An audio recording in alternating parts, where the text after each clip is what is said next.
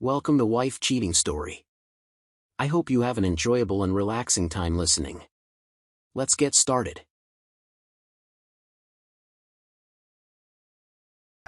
We're thankful for your continued viewership. Before we begin, tell us, where in the world are you watching from? We love knowing our global reach. Now, let's dive into today's story. Chapter 1, Broken Glass. August Wilson never considered himself lucky until he met Vanessa. The successful architectural firm he built from scratch had consumed his 20s, leaving little room for personal relationships. Then Vanessa Hayes walked into his office, a potential client seeking designs for her new art gallery, and everything changed. Her amber eyes, framed by chestnut hair, captivated him. Her wit and intelligence sealed his fate. Their courtship was swift, passionate. Within a year, they were married, and 9 months later welcomed their daughter, Lily. For 12 years, August believed he had everything: a thriving business, a beautiful wife who had given up her gallery aspirations to raise their family, and Lily, now a perceptive 12-year-old who shared his analytical mind. Then came the crash. August was returning from a business trip when his phone rang. The hospital. Vanessa had been in a serious car accident on a mountain pass outside their lakeside home in Maryland. Her Audi had careened off the road, rolling down an embankment. She'd been found unconscious, barely breathing. For 3 weeks, August barely left her hospital room, sleeping in the uncomfortable chair beside her bed, holding her limp hand. Lily would visit after school, sitting quietly, doing homework, watching her mother's still form. The doctors were cautiously optimistic. Brain activity was present, vital signs stable. But Vanessa remained unresponsive, locked in what they called a persistent vegetative state. Dr. Bennett, the neurologist, had been honest with August. Some patients wake up after days, others after years. Some never do. All we can do is wait. So August waited, running his business remotely, caring for Lily, and visiting Vanessa religiously. Their spacious lake house, once filled with laughter and dinner parties, fell silent. August moved mechanically through his days, a man sleepwalking through his own life. It was during this time that he noticed subtle changes in Lily. His once vibrant daughter grew withdrawn, constantly checking her phone. When questioned, she'd claim it was just a friend from school, but August sensed something more. Then came a phone call from Principal Harlow. Lily had been skipping classes. When confronted, she burst into tears but wouldn't explain. August chalked it up to trauma, her way of processing her mother's condition. He arranged for therapy and tried to be more present despite his own grief. One morning, August was reviewing designs in Vanessa's hospital room when Nurse Dominic entered. "There's been some unusual brain activity overnight," he said, studying the monitors. "It could be nothing, but it might indicate increasing awareness." Hope bloomed in August's chest. That evening, he brought Lily to visit. As August stepped out briefly to speak with Dr. Bennett, something happened in the room he would later replay in his mind countless times. When he returned, Lily's face had drained of color. She clutched her phone with white knuckles, staring at her mother with undisguised fear. "Dad," she whispered, grabbing his arm. "Mama's awake. She's faking it." August frowned. "That's impossible." Wordlessly, Lily handed him her phone. On the screen was a text message conversation with an unknown number. "He still doesn't suspect anything. 3 more weeks, then we're free. The insurance payout will be enough to disappear forever." "What about your daughter?" "Collateral damage. August can have her." August felt his world tilt. He looked at the unconscious form of his wife, then back at the messages. "The timestamp, sent yesterday." "She doesn't know. I have her old phone," Lily whispered. "I found it in her studio when I was looking for her insurance card. The passcode was my birthday." August's mind raced. He looked at Vanessa's heart monitor, the steady rhythm suddenly sinister rather than reassuring. He took Lily's hand and left the hospital immediately. Chapter 2, The Spider's Web. The drive home passed in a blur, Lily's revelation echoing in August's mind. He gripped the steering wheel of his Range Rover until his knuckles turned white, fighting to maintain composure for his daughter's sake. "How long have you known?" he finally asked as they pulled into their driveway overlooking Lake Whitewater. 2 weeks, Lily admitted, staring at her hands. I wasn't sure at first. I noticed Mom's fingers would sometimes twitch when the nurses weren't looking. Then I found the phone. Inside their home, August settled Lily with hot chocolate before retreating to his study. The evidence lay before him. Screenshots of text messages between Vanessa and someone saved in her contacts as R. August's architectural mind, trained to see patterns, to build structures from nothing, began constructing a different kind of blueprint, one of betrayal. He accessed their financial records, discovering unusual withdrawals from their joint account over the past 6 months. Small enough not to raise immediate alarm, but totaling nearly $50,000. Next, he examined Vanessa's laptop. Her password, previously their anniversary date, had been changed. After several attempts, August leaned back, frustrated. Then, on impulse, he tried Raymond, and the screen unlocked. The name hit him like a physical blow. Raymond Voss, his college roommate and best man at their wedding. The godfather to Lily. It had been Raymond who recommended the insurance policy with a substantial payout in case of death or disability. Raymond, who had visited the hospital nearly as often as August himself, offering support, bringing coffee, checking on Lily. August's search history revealed the final pieces. Searches for remote properties in Costa Rica, information on offshore accounts, and a saved email confirming an appointment with a plastic surgeon in Mexico City for 3 weeks later, scheduled for Vanessa Voss. Cold fury replaced shock. August opened a new document and began to type, methodically listing every detail of their deception. Next, he created a second file, his plan. The following morning, August called Raymond from the hospital parking lot. "How's she doing?" Raymond asked, concern evident in his voice. "No change," August replied, injecting weariness into his tone. "Listen, I need a favor. The insurance company is requesting additional documentation. Could you stop by the office later? I'm buried at the hospital." "Of course, anything you need." August ended the call and entered the hospital, not to visit Vanessa, but to speak with Dr. Bennett. Their conversation was brief but productive. Afterward, he spoke with the hospital's security chief, an ex-military man named Floyd Gresham, who had once hired August's firm to design his cabin. That afternoon, August staged a meeting with his company's board, announcing a temporary leave of absence to focus on family matters. His COO, Naomi Prescott, would assume day-to-day operations. "Are you sure?" Naomi asked afterward, concern evident in her sharp features. They'd worked together for 15 years, and she knew him better than most. "I need time," he said simply. "For Lily. For myself." That night, August tucked his daughter into bed, sitting on the edge of her mattress longer than usual. "We need to talk about what happens next," he said gently. "I've made arrangements for you to stay with Aunt Diana for a while." "Dad, no," Lily protested. "It's not permanent," he promised. "But what I'm about to do, you can't be here for it." Lily studied him with eyes too old for her 12 years. "You're going to hurt them, aren't you?" August considered lying, but respected her too much. "Not physically, but they'll wish I had." Lily nodded slowly. "She doesn't deserve to be my mom anymore." And Raymond, he was supposed to protect our family, not destroy it. August kissed her forehead. "Pack for at least 3 weeks. Diana will meet you at the airport tomorrow." After Lily fell asleep, August descended to his basement workshop. Among the architectural models and design supplies, he retrieved a locked metal case. Inside lay items from his past that even Vanessa didn't know about. Documents from his time working on classified government buildings, security credentials, and specialized equipment. Before becoming an architect, August had served 4 years in the Marine Corps, followed by 3 years contracting with security firms that catered to government installations. His architectural success had buried that chapter of his life, but he had never forgotten the skills he'd acquired. By morning, August Wilson had disappeared, replaced by a man with one purpose: retribution. Chapter 3. Eyes wide open.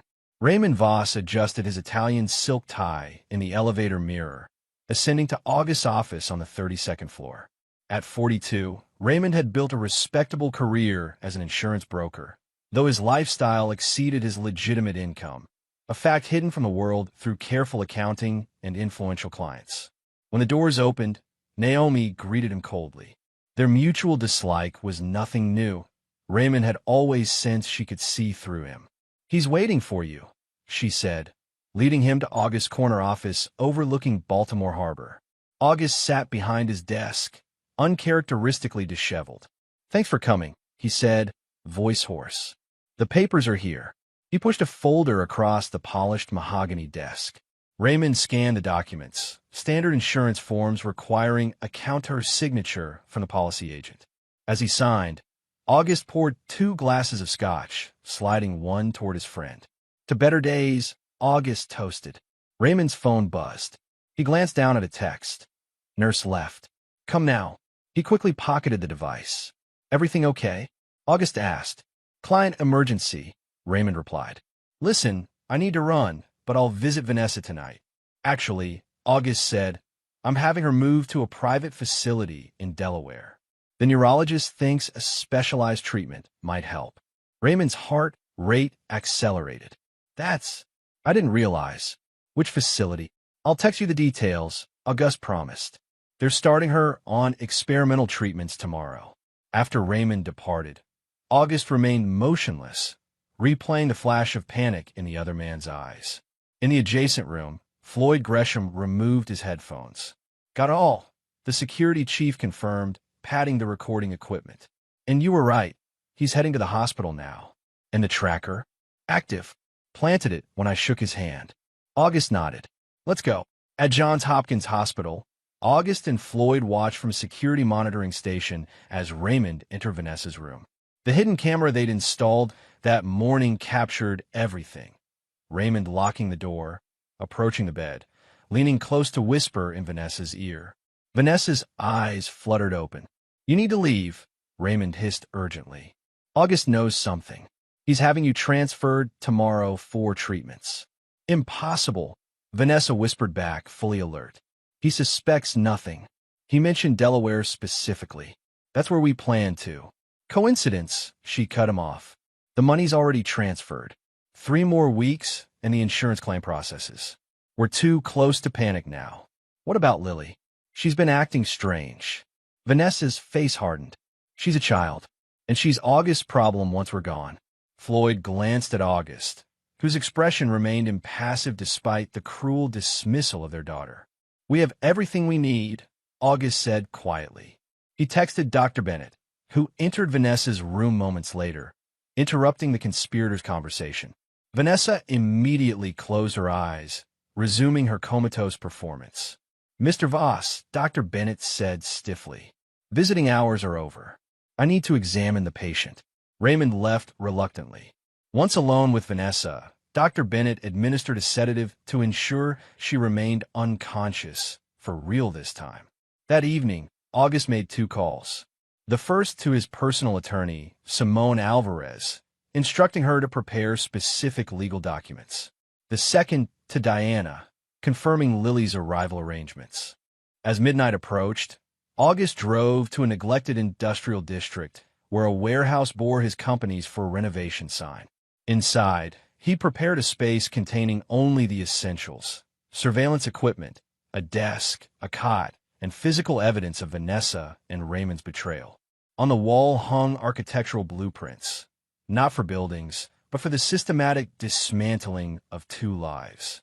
"You always told me patience was an architect's greatest virtue," August said to the empty room. "Let's see how patient you are, my love." The first phase of his plan was complete. Vanessa and Raymond believed their scheme was intact, unaware that August had already begun constructing their downfall, brick by carefully laid brick. Chapter 4: Foundations of Fear. 3 days after Lily's departure to Diana's home in Seattle, August's plan accelerated. Vanessa remained in the hospital, now under genuine sedation and constant monitoring by staff loyal to Dr. Bennett. The neurologist had been horrified by August's evidence and agreed to keep Vanessa's true condition confidential while August implemented his strategy. "Legally, I'm on thin ice," Dr. Bennett had admitted. "But what they plan to do to you and your daughter, I couldn't live with myself if I did nothing." Meanwhile, Raymond continued his routine, unaware of the surveillance tracking his every move. August monitored him from the warehouse, logging his patterns. Morning coffee at the same cafe, Midday client meetings, evening visits to an upscale apartment building in the Arts District. On the fourth day, August made his first move. He sent an anonymous envelope to Raymond's office containing copies of his text messages with Vanessa. The accompanying note read simply, "Someone knows." That same afternoon, August called Raymond. "The transfer fell through," he explained. "The facility says Vanessa's condition doesn't meet their acceptance criteria." "That's unfortunate," Raymond replied, voice tight. "How are you holding up?" "Managing," August said. "Actually, would you check on the house tomorrow?" "The alarm system triggered. Probably just a power fluctuation, but I can't leave the hospital." "Of course." When Raymond arrived at the lake house the following day, he found everything undisturbed, except for a framed photo on the mantel that hadn't been there before. It showed him and Vanessa embracing on a beach in Cancun, a trip August had supposedly known nothing about. Raymond frantically searched for the photo, but left empty-handed, unaware of the cameras recording his panic. Meanwhile, August visited Western Shore Bank, where he and Vanessa kept their safe deposit box, with Simone Alvarez accompanying him. He opened the box to find it emptied of their emergency cash and several pieces of Vanessa's inherited jewelry. The bank manager confirmed Vanessa had accessed the box 6 weeks earlier. "We'll need that security footage," Simone stated, producing the necessary legal documents. The video revealed Vanessa and Raymond entering together, her laughing as she emptied the box. August watched impassively, adding the footage to his growing arsenal. That night, August replaced every lock on the lake house. The next morning, Raymond received another envelope at his office, this one containing a key with a note. "She trusted you with more than her heart." By the week's end, Raymond was unraveling. He made frantic daily visits to Vanessa, but with a nurse always present, he couldn't communicate freely. His calls to the unknown number on Vanessa's secret phone went unanswered, because August now controlled the device. On Sunday, August implemented the next phase. He texted Raymond from Vanessa's secret phone, "Plan compromised. Move everything to secondary location. I'll make contact when safe." Raymond immediately drove to his apartment building, not to his own unit, but to one registered to a shell company August had discovered through financial forensics. Inside, Raymond frantically packed documents and valuables, unaware of Floyd Gresham photographing everything through a telephoto lens from the building opposite. As Raymond loaded his car, a uniformed police officer approached. August watched from nearby as the officer, actually Floyd's former military colleague, engaged Raymond in conversation, examining his driver's license before letting him go with a warning about illegal parking. "We have his alternate identity now," Floyd confirmed later at the warehouse. "Samuel Reed, complete with fake driver's license and credit cards." August nodded. "Track the accounts. I want to know where every penny is hidden." Floyd hesitated. "August, I've seen revenge destroy men. Are you sure about this?" August turned to the evidence wall, now expanded to include Raymond's fake identity documents and financial trails. "This isn't just revenge," he replied. "It's justice. For Lily, for the years they stole from us, for the future they planned to build on our destruction." The next day brought another development. Dr. Bennett called with news that Vanessa was fighting the sedation, becoming increasingly agitated. They couldn't keep her in this state indefinitely without raising questions. "It's time for phase 2, August decided. He instructed Dr. Bennett to reduce Vanessa's sedation, allowing her to wake, but not to leave. Hospital security would ensure she remained in the building while August sprang his next trap. When Vanessa regained consciousness, she found herself facing not August, but Simone Alvarez. "Mrs. Wilson," the attorney began crisply, "I'm here to inform you that your husband has filed for divorce on grounds of abandonment and premeditated fraud." "That's absurd," Vanessa sputtered. "I've been in a coma." "We both know that's not true," Simone replied, sliding forward printouts of the text messages. "What we don't know yet is the full extent of your criminal conspiracy. Until we do, your assets have been frozen by court order." The blood drained from Vanessa's face.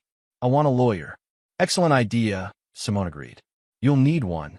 As Simone departed, she nodded to August waiting down the hall. "She's rattled. The attorney confirmed. Expect a call to Raymond within the hour. August returned to his surveillance post, watching as Vanessa frantically called Raymond. Their conversation, recorded through both the hospital room microphones and Raymond's tapped phone, confirmed everything. He knows, Vanessa hissed. Not everything, but enough. We need to accelerate. The accounts are locked, Raymond responded. I can't access anything in your names. Use the offshore accounts. I'm trying, but something's wrong. The transfers are being declined. August smiled grimly. Floyd's military connections had proven invaluable, flagging the accounts with international banking authorities for suspected terrorism financing. A temporary measure, but enough to paralyze their funds for crucial days. Within hours, Vanessa checked herself out of the hospital against medical advice. August tracked her to Raymond's apartment, where their frantic conversation revealed the final pieces of their plan. The Costa Rican property purchased under false names, the scheduled plastic surgeries, the fake passports awaiting them in Mexico City. We still have options, Raymond insisted. I have cash reserves. We can disappear now. Without the insurance money?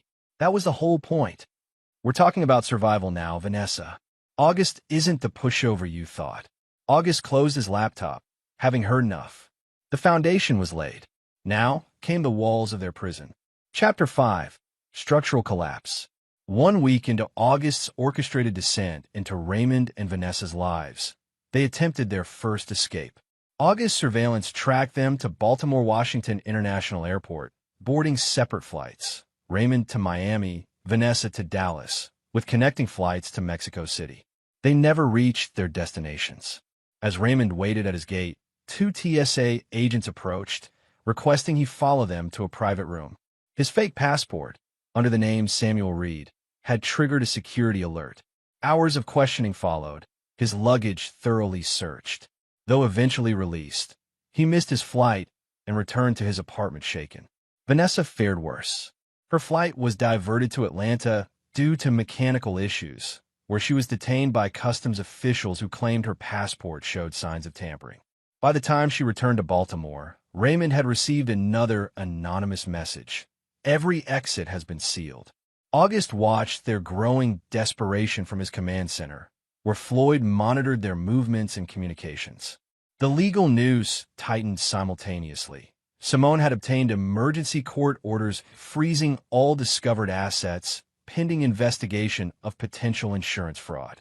They're running out of options, Floyd noted, reviewing surveillance footage of Raymond withdrawing cash from an ATM, his fourth that day, staying under the daily limit. That's the point, Auguste replied. When you corner an animal, it reveals its true nature. That evening, August received a call from a number he didn't recognize. He activated the recording equipment before answering. August, Vanessa's voice, once beloved, now sent ice through his veins. We need to talk. About your miraculous recovery, he replied coldly. Or about your plans with Raymond? A pause. So you know, everything. I doubt that, she said, regaining confidence. Let's meet. Just us. We were married for 12 years. Don't I deserve a chance to explain? August considered his next move carefully. The boathouse. Tomorrow. Noon. After ending the call, Floyd looked concerned. It could be a trap. Undoubtedly, August agreed. But not for me. The following day, August arrived at the lakeside boathouse 30 minutes early, having already prepared the space. Hidden cameras and microphones had been installed, recording devices activated. He waited in the small structure where he and Vanessa had once spent summer afternoons, where Lily had learned to swim. Vanessa arrived precisely at noon, alone. She'd taken care with her appearance. Hairstyled, makeup applied, dressed in an outfit August had once complimented. The performance wasn't for his benefit. It was habitual manipulation. Thank you for coming, she began, sitting across from him at the small table. I know how this must look. Do you? August remained expressionless. Enlighten me. Raymond and I. She hesitated. It wasn't planned. It just happened. Like the fake coma? Like the insurance fraud? Like abandoning our daughter? Vanessa's mask slipped momentarily before she recovered. I never meant to hurt Lily. Yet you called her collateral damage. Her eyes widened slightly. Confirmation she recognized her own words. What do you want, August? She asked finally. Money? Is that why you've frozen everything? I want to understand, he replied. When did I lose you? Or was it all a lie from the beginning? The question seemed to catch her off guard. For a moment, genuine emotion crossed her face. The first years were real, she admitted. But you were always working, always building your precious firm. I became another piece of furniture in your perfect house. And Raymond, he saw me, she said simply. He made time for me. August nodded slowly. And the accident? The coma? An opportunity, she replied, cold calculation returning to her eyes. Insurance pays triple for permanent disability. With your power of attorney, I could authorize transfers without suspicion. Eventually, you'd give up hope, move on. Clean, simple. Except for Lily. Vanessa shrugged. You're the better parent anyway. The casual cruelty stunned even August, who thought himself prepared for anything. What now, she asked. You turn us in? Scandal, public humiliation, dragging Lily through it all? Or we make a deal? August leaned forward. What kind of deal? Raymond and I disappear. You get full custody. No messy divorce. No public spectacle. I sign whatever you want.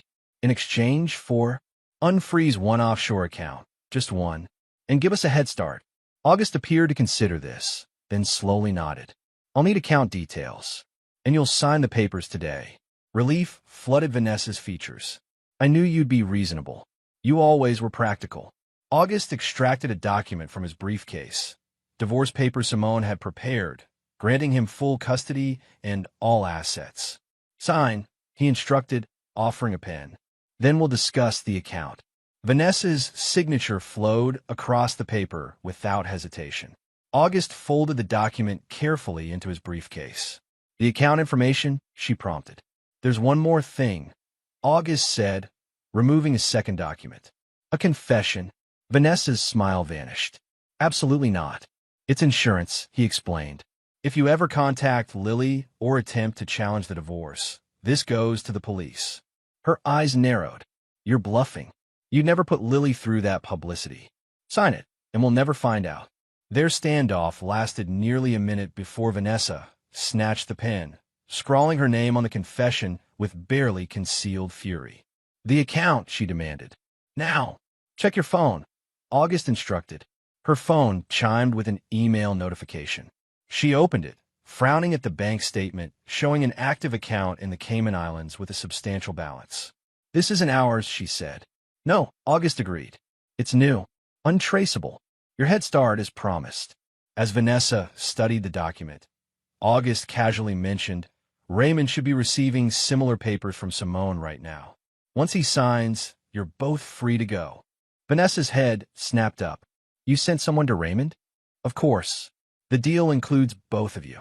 She stood abruptly. I need to call him. Why? August asked mildly. Don't you trust him to make the right decision? The question hung in the air as Vanessa hurried from the boathouse, already dialing Raymond's number. August gathered the signed documents and exited unhurriedly. In his car, he called Floyd. Is it done?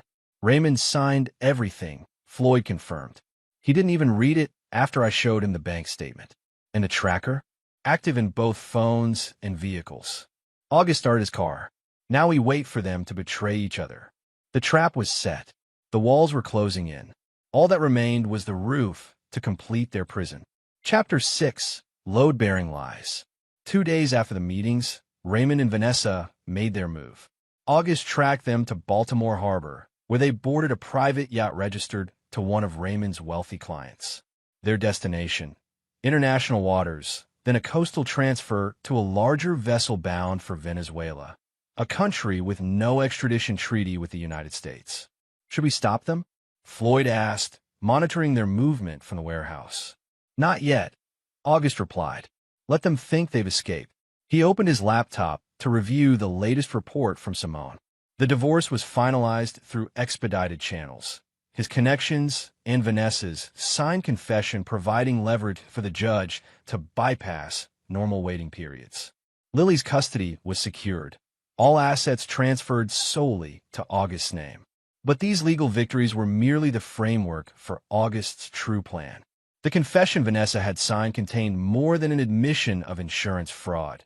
It detailed an elaborate scheme involving blackmail and theft of proprietary architectural designs, implicating Raymond as the mastermind.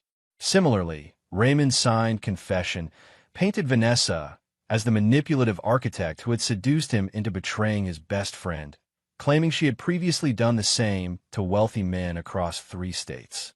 Neither document would ever reach authorities. Their purpose was far more insidious. At precisely 2 p.m., August activated the final phase. An email sent to Vanessa contained Raymond's confession, along with GPS coordinates for a dead drop containing emergency cash if they became separated.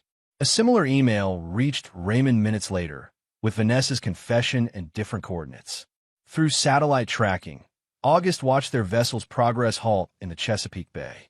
The yacht circled for nearly an hour, evidence of the heated confrontation occurring on board as the conspirators faced their mutual betrayals. By nightfall, the yacht returned to harbor.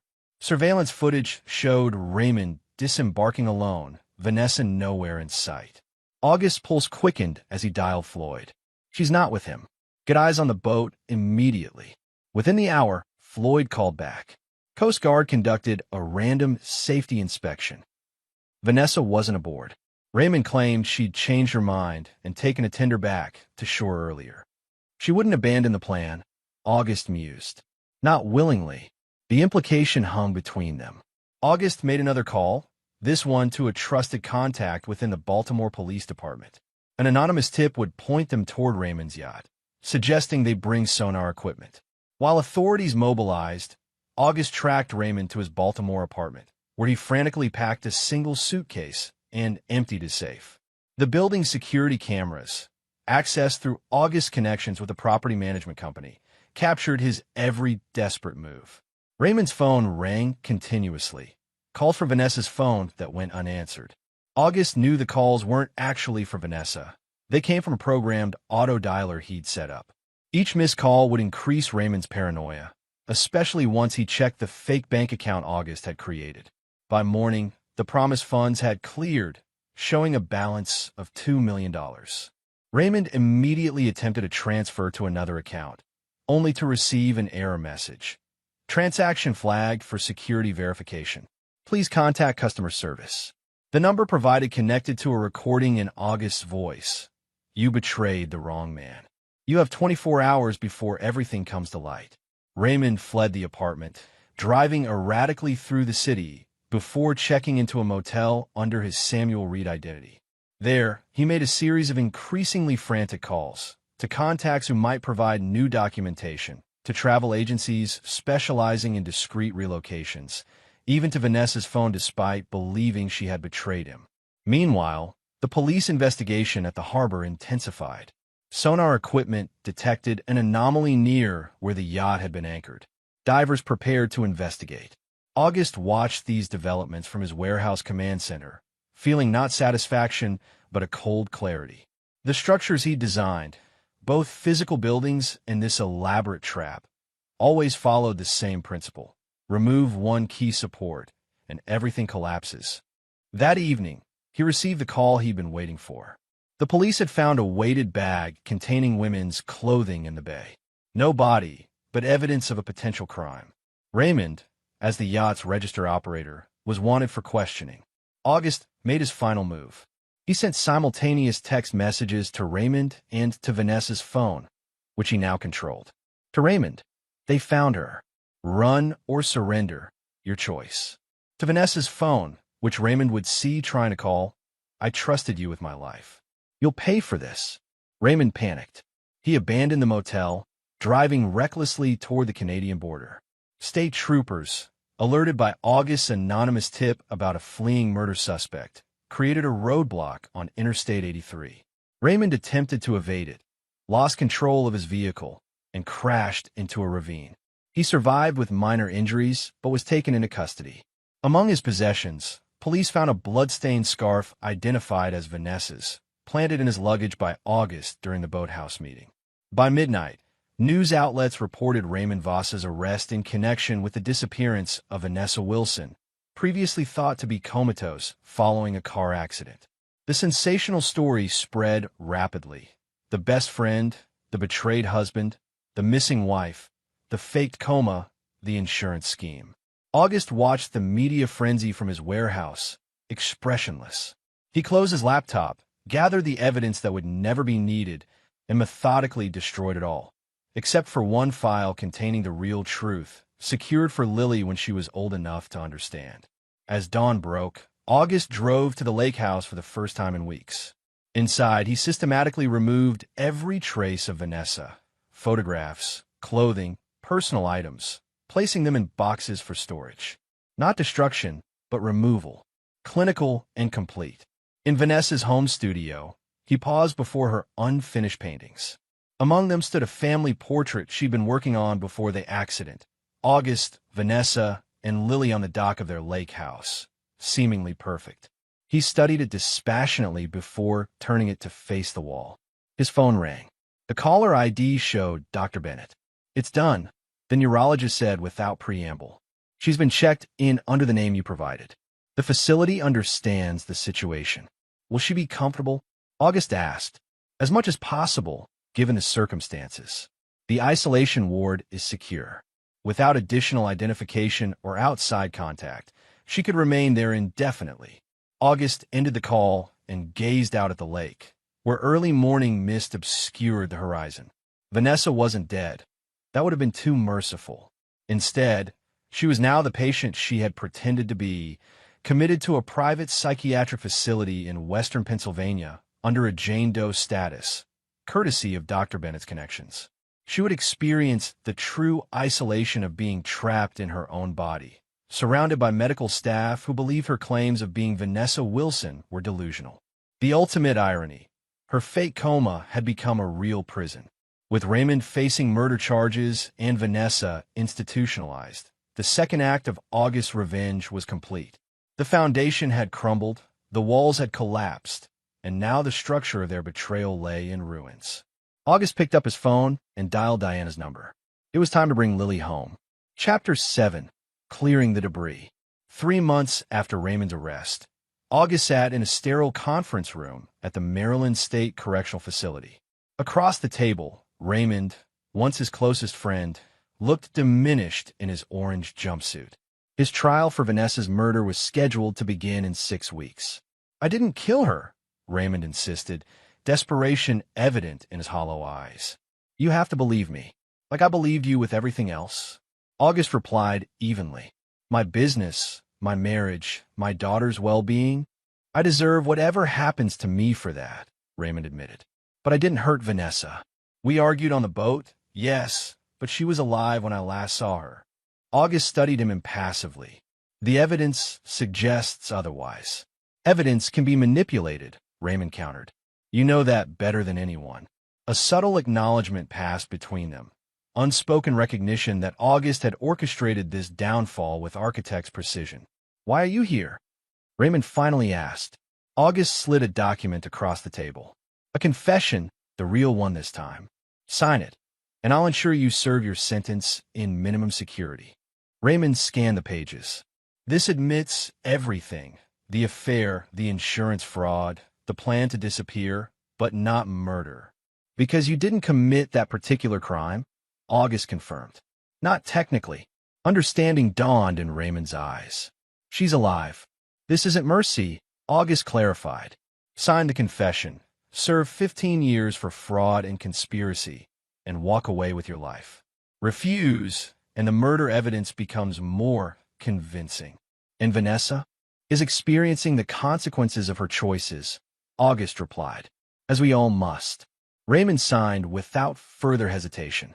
Outside the prison, August met with Simone, who took possession of the confession. "This closes the financial case," she confirmed. "The insurance fraud charges alone carry substantial penalties. And the murder investigation? Without a body, it was always circumstantial. With this confession, prosecutors will accept a plea deal for the financial crimes." She studied him carefully. "You never intended for him to be convicted of murder." "Justice, not vengeance," August replied. "Raymond will lose 15 years, approximately what he and Vanessa attempted to steal from Lily and me." As August drove home, he called Diana, who had remained in Baltimore after bringing Lily back. His sister-in-law, technically no longer family but still firmly in his corner, had been invaluable in helping Lily adjust. "How is she today?" he asked. "Better," Diana replied. "She actually laughed during our movie night. First time I've heard that in months." August felt a weight lift slightly. Lily's emotional recovery had become his primary focus. The trauma of her mother's betrayal and apparent death had left deep scars, requiring careful therapy and constant support. At home, August found Lily sitting on the dock, legs dangling above the water. He joined her silently, respecting her space while making his presence available. "Dad," she said eventually, "is it wrong that I don't miss her more?" The question cut through pretense. August considered his response carefully. "Grief isn't linear," he said, "and it's complicated when the person you're grieving isn't who you thought they were. I keep remembering good things, baking cookies, painting together. Then I remember the texts and feel sick." She looked at him directly. "Did you ever suspect?" "Before the accident?" "No," August admitted. "Your mother was skilled at concealment." "Like you?" Lily asked perceptively. August met his daughter's gaze. At 12, she possessed insight beyond her years, partly inherited, partly forged by trauma. "I've never lied to you," he said, "but there are things I haven't shared because I believe they would cause you more pain." "About Mom?" "Yes." Lily absorbed this. "Someday, I want to know everything. Not now, but someday." "When you're ready," August promised, "you'll have the whole truth." They sat in companionable silence as the sun set over the lake. August mentally reviewed his remaining tasks, finalizing Lily's trust fund, restructuring his business to allow more family time, and the quarterly check on Vanessa's continued containment. The foundation of his new life was taking shape, built not on revenge, but on protection and truth. The architect in him recognized that the strongest structures were those designed to weather future storms, not merely survive past ones. That night, August received a call from Floyd Gresham. "There's been an incident at the facility," the security chief reported. "Nothing serious, but she's becoming more insistent about her identity. Started reciting personal details about you and Lily to one of the nurses. Increase monitoring," August instructed. "If necessary, we'll arrange a transfer to the Wyoming location." "August," Floyd said hesitantly, "this can't go on forever. Eventually, someone will listen, investigate." "It won't be forever," August assured him. "Just long enough." After ending the call, August opened his safe and removed the file containing the complete truth, evidence of Vanessa's fraud, Raymond's confession, and documentation of August's methodical revenge. Someday this would belong to Lily, allowing her to decide Vanessa's ultimate fate. Until then, August would maintain the illusion that had become reality. Vanessa Wilson had disappeared, presumed dead. Her betrayal had been buried, and her husband, once blindsided by deception, had transformed into the architect of justice. Chapter 8. New Blueprints. 1 year after Vanessa's disappearance, August stood at the front of a small university lecture hall, concluding his guest presentation to architecture students. His firm had not only survived the scandal, but thrived under his renewed focus and Naomi's partnership. They'd recently won the contract for a revolutionary sustainable housing development that had garnered international attention. "Architecture isn't just about buildings," he told the students. "It's about creating spaces that withstand both physical stress and the passage of time. The true test of design is resilience." Among the audience, August noticed a woman with auburn hair observing him intently. As students gathered around him afterward with questions, she waited patiently at the periphery. When the crowd dispersed, she approached. "Powerful words about resilience," she said, from someone who's clearly tested the concept. "Professor Madeleine Rousseau," she continued, offering her hand. "I teach structural engineering here. Your housing project is remarkable. I've been using it as a case study." August shook her hand, experiencing an unexpected moment of connection. "August Wilson, thank you for the invitation to speak. Actually, that was my colleague's doing, but I insisted on attending." Her direct gaze held intelligence and something else, understanding without pity. "Would you be interested in coffee?" I have questions about your cantilever design that weren't covered in the lecture. For the first time in months, August felt something shift within him. Not healing exactly, but movement. I'd like that. Coffee extended to dinner, their conversation flowing from architectural theory to personal philosophy. Madeline had lost her husband to cancer 5 years earlier and raised their son alone while building her academic career. Grief changes your fundamental structure, she observed. You either collapse or rebuild stronger at the broken places. August appreciated her directness. There was no need to maintain facades with someone who recognized the architecture of loss. The following week, he invited her to dinner at his home. Lily, now 13, watched their interaction with cautious optimism. After Madeline departed, his daughter offered her assessment. She's smart, and she doesn't do that annoying head tilt thing when she talks about mom. August smiled. The sympathy tilt. Exactly. Lily considered further. I like that she asks real questions instead of just saying everything will be okay.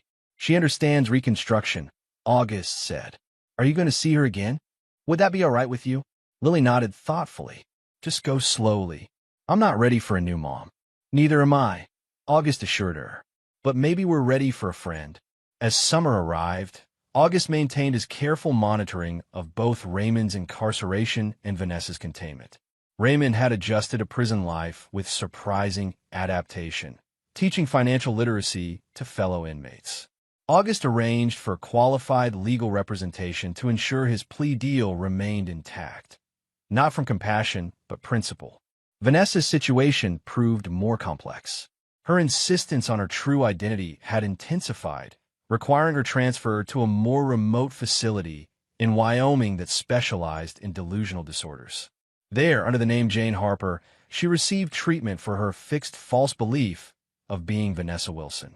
August received monthly reports from the facility director, a former military psychiatrist who understood the unusual arrangement. The substantial payments from an offshore account, traced to Raymond Voss if investigated, ensured discretion and continued care. She's developed a new painting style, the latest report noted. Quite remarkable, dark landscapes with distant figures. The art therapist believes it represents progress in accepting her current reality. August stored these reports in the growing file for Lily. The dossier now included newspaper articles about Raymond's conviction, medical evaluations of Vanessa's mental state, and August's own detailed account of events. Neither justification nor confession, but truth. In late July, August finalized plans for the lake house renovation, his first architectural project solely for himself since before his marriage. The design maintained the structure's bones, while reconfiguring spaces that held too many memories. Madeline reviewed his blueprints one evening on the dock, Lily offering occasional input as they refined details. The easy collaboration felt like another form of rebuilding. You've eliminated all the hidden spaces, Madeline observed, noting the open floor plan and transparent wall sections. No place for secrets. Exactly, August confirmed. As summer transitioned to fall, August received an unexpected call from Raymond's attorney.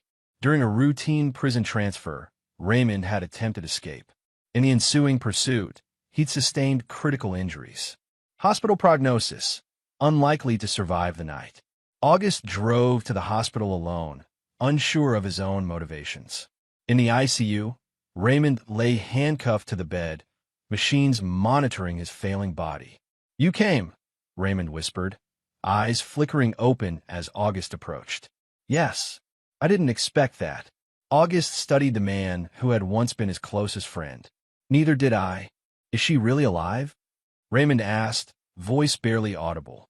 August considered lying, but found no purpose in it. "Yes." Relief smoothed Raymond's pain-creased features. "Good. Not because I care about her anymore, but I didn't want to be a murderer. You are many things, Raymond, but not that." Raymond's breathing grew labored. "Your revenge, it was perfect. The architect's touch. It wasn't revenge," August corrected. "It was justice. Is there a difference? Revenge destroys the avenger. Justice preserves them." Raymond's eyes closed briefly before reopening with effort. "Tell Lily, I'm sorry For everything. I will, August promised, though unsure if he would fulfill it. And August, when does it end? The justice. August considered the question. When the debt is paid. Raymond nodded faintly. Mine is almost settled then. His eyes drifted shut again. The perfect design. You always were the better architect. August remained until Raymond's breathing evened into unconsciousness. He left without witnessing the final moments, knowing the structure of their connection had reached its inevitable conclusion. Raymond died at 3:17 a.m. August received notification while sitting in his study, reviewing the Wyoming facility's latest report on Vanessa. With methodical precision, he updated both files.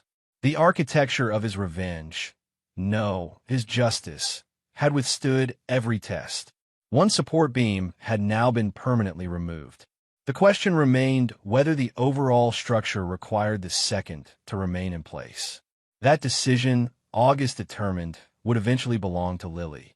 When she was ready for the whole truth, she would inherit both the knowledge and the power to determine Vanessa's fate.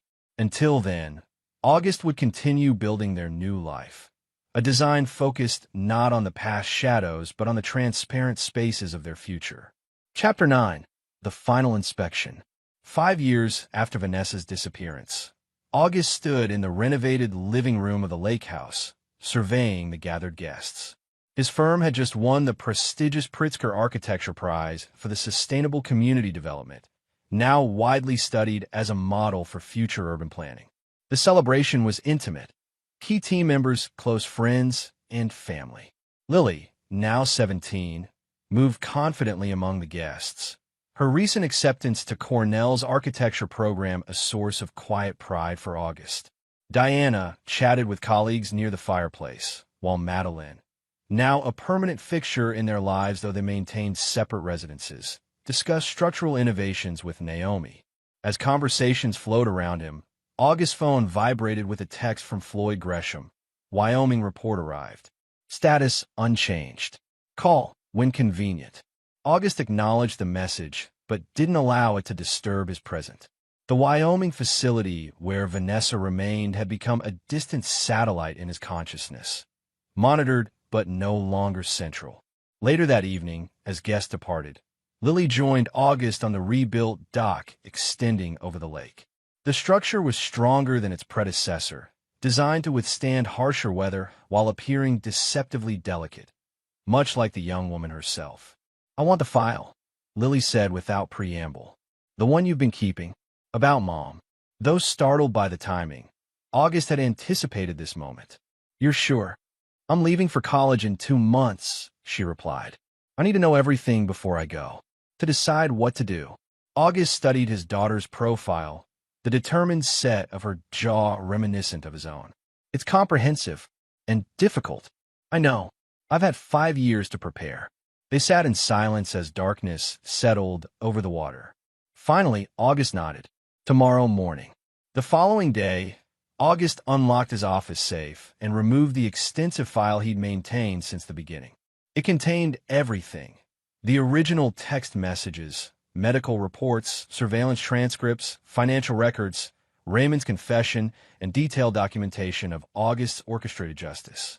Most importantly, it contained the current location and status of Vanessa Wilson, now known as Jane Harper, at the Wyoming psychiatric facility where she continued to receive treatment for her delusional identity disorder. August placed the file on the table between them in Lily's personal studio, a space he'd included in the lake house renovation for her burgeoning architectural talents. Take whatever time you need, he said. I'll be in my office when you're ready to talk. Hours passed as Lily absorbed the complete truth. August waited, reviewing designs for his next project, a memorial center for victims of fraud and deception. The irony wasn't lost on him. When Lily finally appeared in his doorway, her eyes were clear despite evident tears. You never told me you visited her, she said, holding a report from 2 years earlier documenting August's sole visit to the Wyoming facility. It wasn't relevant to your decision, he replied honestly. What was she like? August considered his response carefully. Diminished, still insisting on her true identity, but her conviction had weakened. The staff reported she'd begun incorporating elements of her Jane Harper identity into her self-perception. A fractured foundation, Lily murmured, the architectural metaphor natural to them both. Yes. Lily settled into the chair across from him. Did she ask about me? She did. I told her you were thriving. Was that the truth? By then, yes. August met his daughter's searching gaze. You survived her betrayal. Then you thrived despite it. Lily nodded, processing this. The file says I have the authority to determine her status once I turn 18. That's correct. The trust one established gives you legal control over the Wyoming arrangement on your 18th birthday. You can maintain it, modify it, or terminate it entirely. And if I terminate it, she will be released. The trust includes provisions for her reintegration, modest housing, basic income, new identification documents. She could rebuild a life, though not with her former identity. Or I could leave her there indefinitely, Lily stated, testing the weight of this power. You could, August acknowledged, though I wouldn't recommend carrying that burden forever. Lily studied him with a perceptiveness that had only sharpened with age. You never intended her punishment to be permanent, did you? Despite everything she did. I intended justice, not eternal damnation, August replied. The specific duration was always meant to be your decision. Because she hurt me most of all. Because you deserved agency in the resolution. Lily fell silent, considering this. Finally, she asked, what would you do if it were solely your decision? After 5 years of reflection, August leaned back in his chair.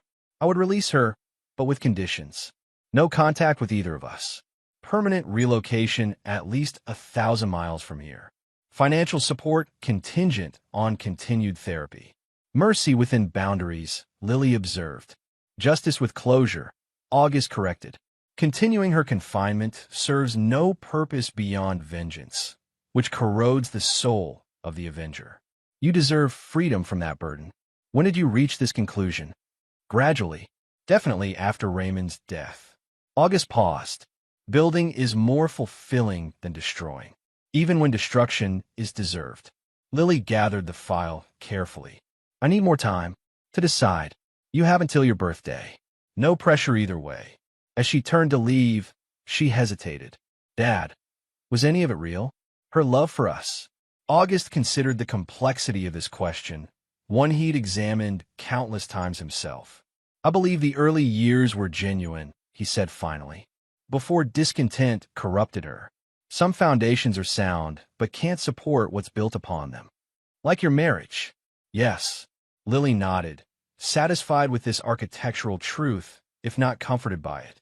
3 months later, August helped move Lily into her Cornell dormitory. As they said goodbye, she pressed an envelope into his hand. My decision, she explained. I've had it drawn up legally, as specified in the trust documents. August didn't open it until he returned home. Inside, he found detailed instructions. Vanessa would be released on Lily's 18th birthday, with the conditions August had suggested, plus one addition, a letter Lily had written explaining her decision. I choose this not because you deserve freedom, the letter concluded, but because I deserve peace. This isn't forgiveness, it's closure. Never contact us. Never attempt to explain or apologize. Consider this mercy your final gift from the family you discarded. August placed the document in his safe, recognition settling within him. His daughter had chosen resilience over resentment, construction over destruction. The architectural principle applied to emotional recovery. 1 month later, on Lily's 18th birthday, August received confirmation that Vanessa had been released from the Wyoming facility. The detailed termination report included her final psychological evaluation, still showing persistent identity confusion, but deemed functional for supervised reintegration. She had been transported to Portland, Oregon, provided with an apartment lease, basic furnishings, and 6 months of financial support. The trust would continue minimal payments contingent on her maintaining therapy and respecting the no-contact order. Her final statement to the facility director had been recorded. Tell them I understand now. The price of betrayal. That evening, August and Lily shared a video call. She from her dormitory, he from his lake house office. It's done, he confirmed. Lily nodded. Good. Now we can both focus on building rather than remembering. The architect's perspective, Auguste noted with pride. I learned from a best, she replied. Even the lessons you taught unconsciously. After their call ended, Auguste walked to the lake's edge. The water reflected moonlight in fractured patterns, broken but beautiful. Like memory, like recovery, like justice served and finally complete. He removed his wedding ring, unworn for years but kept in his safe as a reminder, and studied it one last time before casting it into the deep water. The architect of justice had completed his final inspection.